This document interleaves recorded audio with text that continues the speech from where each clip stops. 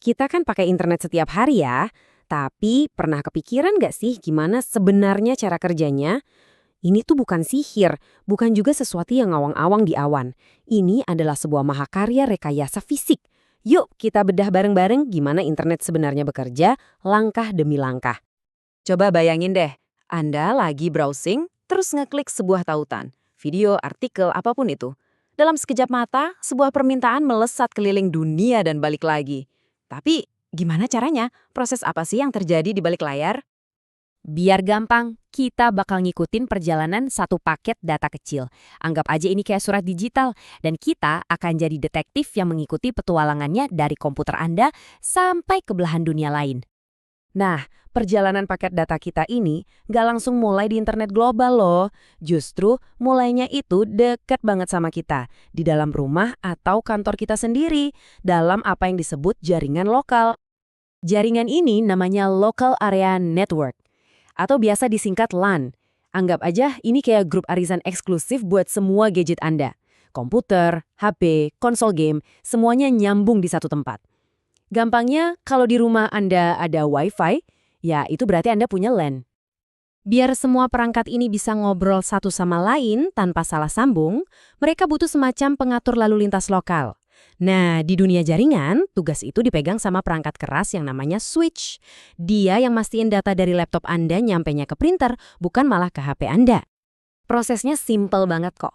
Waktu satu komputer mau kirim data ke komputer lain di jaringan yang sama, paket datanya dikirim ke switch. Switch ini pinter, dia baca alamat tujuannya, terus langsung ngarahin paketnya ke komputer yang tepat.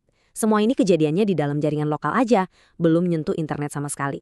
Tapi, gimana kalau paket data kita tujuannya di luar jaringan lokal?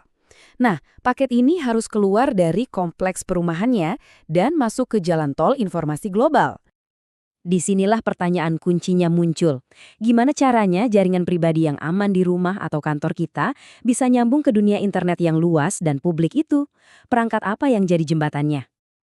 Jawabannya adalah router. Penting banget nih buat ngerti bedanya.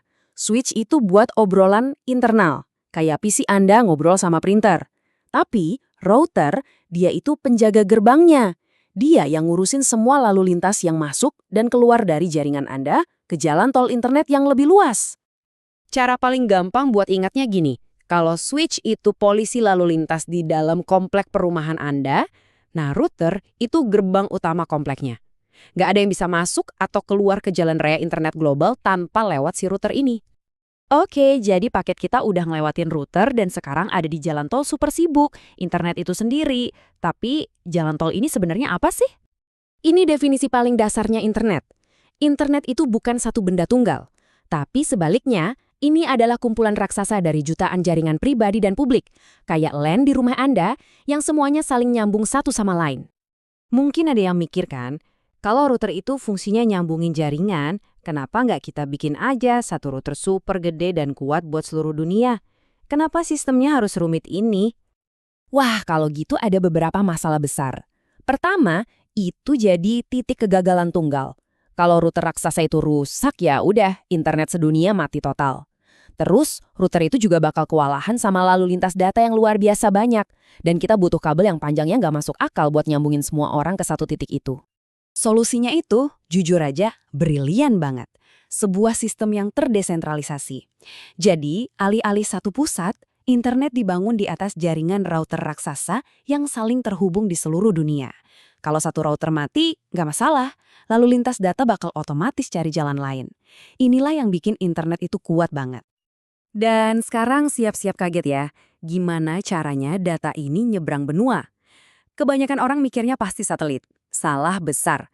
Sekitar 99% dari semua lalu lintas internet internasional itu lewat kabel serat optik fisik yang digelar di dasar lautan kita.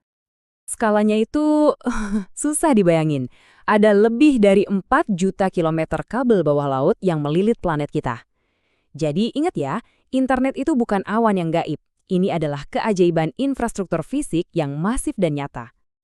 Oke, jadi kita punya jaringan kabel dan router global. Tapi, siapa yang punya ini semua? Siapa yang bangun dan ngurusin semua infrastruktur ini? Siapa yang bertanggung jawab atas jalan tol informasi ini? Disinilah para penyedia layanan internet atau ISP masuk. Ini adalah perusahaan yang kita bayar tiap bulan buat bisa internetan. Merekalah yang punya dan mengoperasikan potongan-potongan infrastruktur yang dilewati paket data kita dalam perjalanannya. Sistemnya itu kayak hierarki. Pas paket data keluar dari rumah Anda, dia ke ISP lokal dulu. Dari situ dioper ke ISP regional yang lebih gede, sampai akhirnya ke ISP tingkat global yang mengoperasikan kabel bawah laut antar benua. Ini benar-benar kayak estafet data skala planet. Jadi, ayo kita rangkum lagi ya seluruh perjalanannya. Anda ngeklik, paket Anda nyebrang LAN lewat switch, keluar dari jaringan lewat router, loncat-loncat antar jaringan ISP di seluruh dunia, sampai ke tujuannya, dan seluruh proses itu diulang lagi secara terbalik buat ngirim data kembali ke Anda. Dan bagian paling gilanya, seluruh perjalanan bolak-balik ini yang mungkin aja nyebrang samudra dan benua, terjadi cuma dalam hitungan milidetik. Kecepatan infrastruktur fisik ini benar-benar luar biasa. Jadi, ini dia poin terpenting yang harus diingat. Lain kali Anda dengar orang ngomong soal the cloud, ingat ya, internet itu bukan awan ajaib di langit. Ini adalah pencapaian rekayasa fisik buatan manusia yang nyata. Sebuah jaringan kabel, switch, dan router luar biasa yang menyatukan dunia kita. Internet udah mengubah dunia kita. Dan semua ini bisa terjadi berkat sistem yang cerdas dan kuat ini. Pertanyaannya sekarang, setelah kita lebih paham cara kerjanya adalah, kira-kira apa lagi ya yang bakal kita bangun dengan koneksi global yang super canggih ini?